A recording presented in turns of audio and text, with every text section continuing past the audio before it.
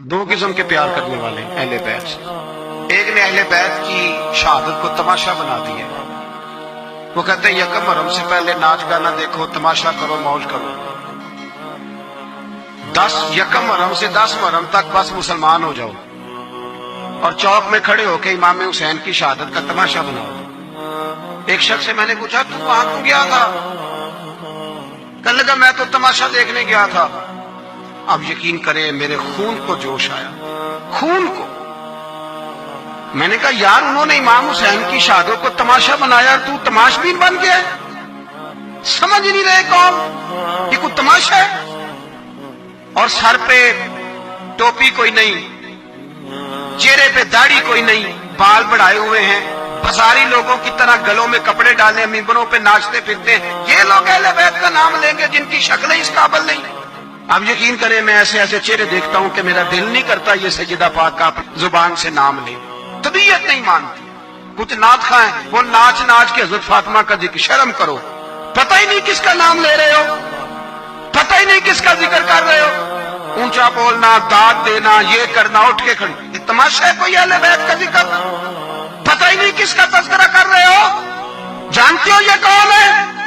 صبح قیامت میرے نبی پاک علیہ السلام نے فرمایا رب حکم دے گا قیامت کے دن، ولی، نبی، غوث، کتب، ابدال آنکھیں بند کرے، نظریں جھکائے، سر جھکائے، یا اللہ کیا ہونے والا ہے؟ فرمایا محمد کی بیٹی فاطمہ کی سواری گزرنے والی ہے، رسول کی شہزادی گزرنے والی ہے، نظریں جھکاؤ۔ پتہ ہی نہیں یہ کون ہے، کس کا ذکر کر رہے ہو، ناچتے پھرتے ہو۔ امام حسین بہت ہی بڑے باپ کے بیٹے تھے، مولا علی شیر خدا رضی اللہ تعالی۔ حضرت امام حسین خود بھی بہت ہی بڑے تھے، امام حسین خود بھی اللہ جانتا ہے بہت بڑے تھے۔ کہتے ہیں گدی پہ بیٹھ گیا اسے کوئی ضرورت نہیں، لیکن امام حسین نے ایسے نہیں کیا۔ امام زین العابدین فرماتے ہیں میرے ابا جی امام حسین فرض نمازوں کے علاوہ ایک دن میں 100 نفل ادا کیا کرتے تھے، اور ایک روایت میں فرماتے ہیں 1000 نفل پڑھا کرتے تھے۔ تو یہ جو امام حسین کا بڑا نام لینے والے ہیں یہ تو ان سے پوچھو کہ تم تو نمازیں پوری نہیں پڑھتے، اور امام کا تو تعلق ہے نماز کے ساتھ۔ 9-10 محرم کی ساری رات امام حسین کیا کرتے رہے؟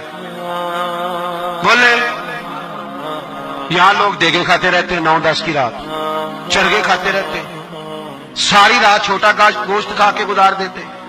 امام حسین رضی اللہ تعالیٰ عنہ، بھائی اللہ تو مانا ہوا تھا، حسین پہ سب سے زیادہ راضی تھا میرا رب، لیکن امام علی مقام نے 9-10 کی ساری رات کا اللہ مجھ سے راضی ہو جا۔ بھیجتے ہیں فرقہ واریت پر، امت کو تباہ کرتے ہیں وہ لوگ جو فرقہ واریت پیدا کرتے ہیں۔ لیکن آپ کو بتاؤں جس جماعت سے آپ کا تعلق ہے نا، اس جماعت کی امت مسلمہ کو ضرورت ہے۔ قیامت بھی 10 محرم کو ہی آئے گی، جمعے کا دن ہوگا، تو میں آج دل کو حاضر ناظر رکھ کے، اپنی طبیعت کو حاضر پا کے باشعور آپ کو کہہ رہا ہوں، جاگ کے سننا خدا کا واسطہ۔ آپ اس جماعت سے تعلق رکھتے ہیں، اگر کافر کے سامنے اسلام کا کوئی چہرہ پیش ہو سکتا ہے تو صرف سنی کا چہرہ پیش ہو سکتا ہے، ختم ہو گئی بات۔ ورنہ کوئی صحابی کا بے ادب ہے، کوئی اہل بیت نبوت کا، آج مجھے کہہ لینے دو، کھل کے کہہ لینے دو۔ لوگ دلیلیں دیتے پھرتے ہیں، کہتے ہیں جی ایک وہ پینٹ کوٹ والا مولوی ہے، اس نے اینک بھی لگائی ہے، داڑھی بھی رکھی ہے، پینٹ کوٹ بھی پہنتا ہے، اس نے جی 1500 بندہ ایک دن مسلمان کر دیا، ایک دن 1000 مسلمان کر دیا۔ پر پتہ ہے وہ بدبخت کہتا کیا ہے؟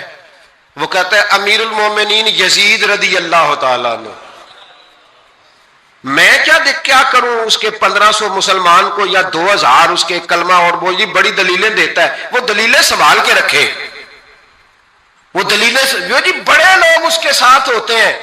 تو کربلا کے موقع پر زیادہ لوگ یزید کے ساتھ تھے، زیادہ لوگ، ہم کثرت کے قائل نہیں، ہم حق کے قائل ہیں۔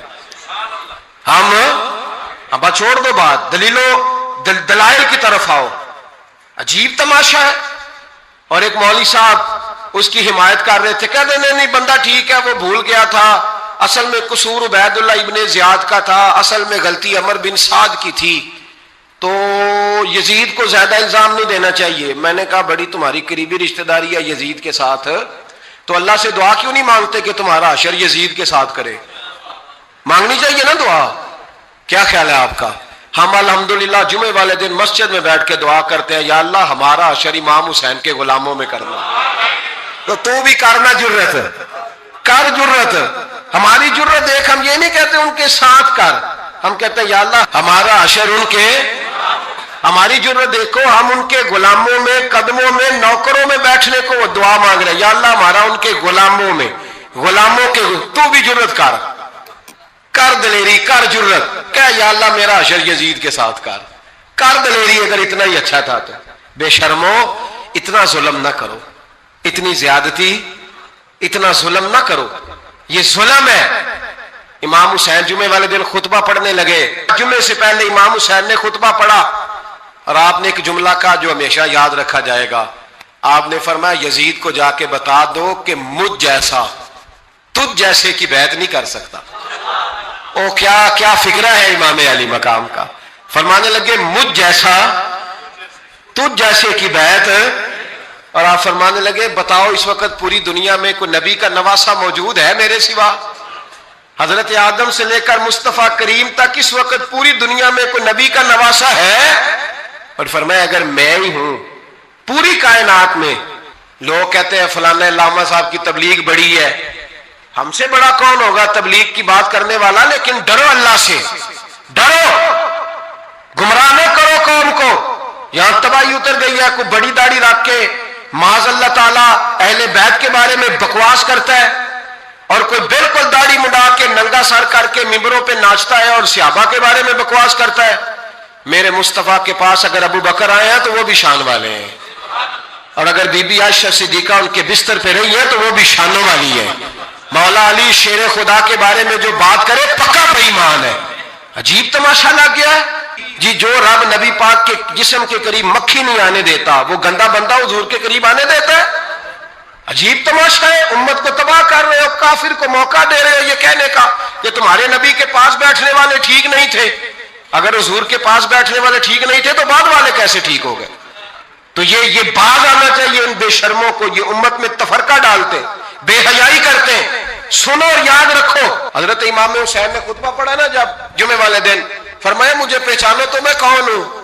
تو عمر بن سعد بولا، پکے نمازی بولے۔ عمر بن سعد کہنے لگا حسین جلدی کر، ہمارا جمعہ لیٹ ہو رہا ہے۔ بلے ہو نمازیو، جلدی کر ہمارا، آئے ہائے کیا نماز ہے! یعنی نبی پاک کے نواسے کو شہید کریں گے اور شہادت کے بعد جمعہ پڑھیں گے اور نماز میں کہیں گے اللہم صلی علی محمد وعلی آل محمد۔ ان کو شہید کر کے قتل کر کے جمعے کا خطبہ دیا جا رہا ہے اور نماز پڑھی جا رہی ہے اللہم صلی علی محمد وعلی۔ تو میرا سنی بڑا بھولا ہے، کہتا ہے جی وہ زیادہ نمازیں پڑھتے ہیں۔ تو زیادہ نمازیں تو عمر بن سعد بھی پڑھتا تھا، تو بھولا۔ او خدا کے دیکھیں نا، جتنی نماز کی اخلاق کی بات شاید میں کرتا ہوں، آپ کو جماعت میں کم لوگ ملیں گے، لیکن یاد رکھنا نماز عقیدہ نہیں، روزہ عقیدہ نہیں، عقیدہ حسین ہے، عقیدہ حسن ہے، عقیدہ علی ہے، عقیدہ عثمان غنی ہے، عقیدہ عمر فاروق ہے۔ میں اس شخص کو کیا کروں؟ مجھے اس شخص کی کیا ضرورت ہے جو ممبر پہ بیٹھ کے کہتا ہے حسین ابن علی باغی تھے؟ وہ شخص، اس کی نماز روزہ حج زکات دیکھا جائے گا؟ آؤ قرآن مجید سورہ شورا آیت نمبر 23، گھر جا کے قرآن مجید کھولو، یہ والی آیتیں بھی پڑھا کرو، یہ والی بھی کھولا کرو۔ صحابہ جمع ہو کے نبی پاک کے پاس آئے، عرض کی یا رسول اللہ صلی اللہ علیہ وسلم آپ کے خرچے زیادہ ہیں، آمدن کا ذریعہ کوئی نہیں۔ جس طرح آج لوگ ہر پیر صاحب سے نہیں پوچھ رہے، علامہ صاحب سے، کہ آپ کام کوئی نہیں کرتے، کپڑے پھر بھی سفید پہنتے ہیں، کیا ذرائع آمدن ہے؟ پھر بھی آپ گاڑی میں گھومتے ہیں۔ ہمارا تو پروگرام تھا مولوی بھوکا مر جائے، پر اس کے پاس آتے ہیں تو یہ تازی چائے پلاتا ہے۔ کیا مطلب، کس طرح کا رویہ ہے؟ صحابہ کے بار وہ یہ نہیں سوچتے تھے آتے کہاں، وہ کہتے تھے آگے بڑھ کے حصہ ڈالیں۔ وہ سارے آگے بڑھے، کہا یا رسول اللہ صلی اللہ علیہ وسلم اخراجات زیادہ ہیں، ذرائع آمدن بظاہر کوئی نہیں، نذرانوں پہ اعتراض نہ کیا کرو، نذرانہ دینا نبی پاک کی سنت ہے، نذرانہ قبول کر لینا نبی پاک کی، بولو، حضور کی سنت ہے۔ تو صحابہ جمع ہو کے آئے، ایک جگہ پہ میٹنگ کی، کہا تھوڑے سے پیسے ہر مہینے پیش کریں گے۔ تو حضور سے بات کون کرے گا پیسوں کی؟ کہا ہم نے نہیں کرنی، نبی پاک کے چچا جناب عباس کریں گے۔ حضرت عباس رضی اللہ تعالیٰ عنہ کے ذمے لگایا گیا، جناب عباس آئے، حضرت عباس رضی اللہ تعالیٰ عنہ پیسے لے کے آئے، اور سیانے بندے تھے، انہوں نے بڑی سمجھداری والی عقل مندی والی بات چھیڑی۔ یہ نہیں کہا کہ حضور ہم یہ نذرانہ دیں گے، کہنے لگے یا رسول اللہ ہمیں پتہ ہے آپ کی مذہبی مصروفیت اتنی ہے کہ آپ کو ٹائم نہیں ملتا کاروبار کرنے کا، اگر آپ کام کریں گے تو پھر آپ کس طرح کر کے دین کا کام ہو سکے گا، اور یا رسول اللہ آپ نے جو ہمارے لیے کیا ہے اس کا ہم بدلہ نہیں دے سکتے، ایک حرف کا بدلہ نہیں دے سکتے، حضور یہ تھوڑا سا نذرانہ ہر مہینے لایا کریں گے، قبول کر لیں۔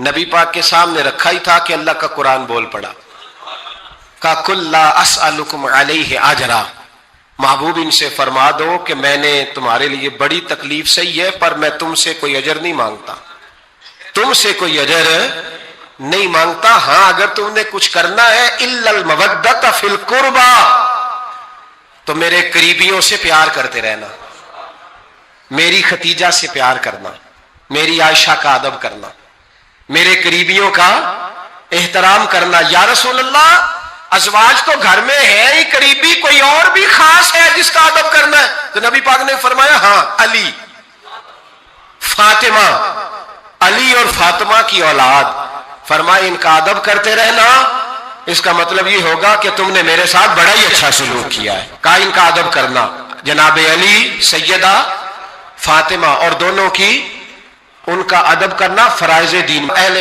بیت ہمارا ایمان ہے۔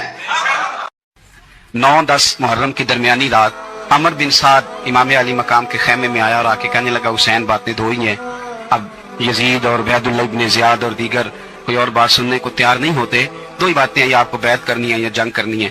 تو امام علی مقام فرمانے لگے کہ مجھے ایک رات کی مہلت دے دو۔ حضرت عباس رضی اللہ تعالیٰ عنہ حاضر بارگاہ ہوئے تو امام علی مقام سے عرض کرنے لگے بھائی جان مجھے پتہ ہے سویرے آپ نے کیا فیصلہ کرنا ہے، آپ نے رات مہلت کیوں مانگی ہے، پتہ نہیں رات کیا کیا بدگمانیاں سوچیں گے۔ تو امام حسین فرمانے لگے عباس تیرا کیا خیال ہے، میں نے سوچنے کے لیے ٹائم لیا ہے۔ کہا نہیں مجھے کچھ بھی نہیں کرنا، نہ کچھ سوچنا ہے، فیصلہ بھی وہی ہے جس کا تجھے پتہ ہے، لیکن بھائی یہ آخری رات بچی ہے، کل حسین دنیا سے جائے گا، دل کرتا ہے کہ آج کی رات نہ میں رج رج کے اپنے رب کو سجدے کروں، میں جی بھر کے اس کی عبادت کروں، یہ پیشانی اس کے حضور ناز جھکے۔ او یار حسین ابن علی تو ایک رات باقاعدہ بچائیں کہ میں نے اللہ کے حضور حاضری دینی ہے، اور تو ساری راتیں ضائع کر دیتا ہے۔ السلام علیکم ورحمۃ اللہ وبرکاتہ۔ یہ حدیث سنیے جس سے آپ کے علم میں اضافہ ہوگا، اور اس حدیث کو سننے سے آپ کی زندگی بھی بدل سکتی ہے۔ شہداء 5 قسم کے ہوتے ہیں: طاعون میں مرنے والے، پیٹ کے عارضے میں مرنے والے، اور ڈوب کر مرنے والے، اور جو دیوار وغیرہ کسی بھی چیز سے دب کر مر جائیں، وہ خدا کے راستے میں شہید ہونے والے۔ اور آپ نے فرمایا کہ اگر لوگوں کو معلوم ہو جائے کہ اذان دینے اور پہلی صف میں شریک ہونے کا ثواب کتنا ہے، اور پھر اس کے سوا کوئی چارہ نہ ہو کہ قرآن ڈالا جائے، تو لوگ ان کے لیے قرآن ہی ڈالا کریں۔ نبی کریم صلی اللہ علیہ وآلہ وسلم نے فرمایا کہ جو شخص میری حدیث کو سنے، اس پر عمل کرے اور دوسروں تک پہنچائے، اللہ اس کے چہرے کو روشن رکھے۔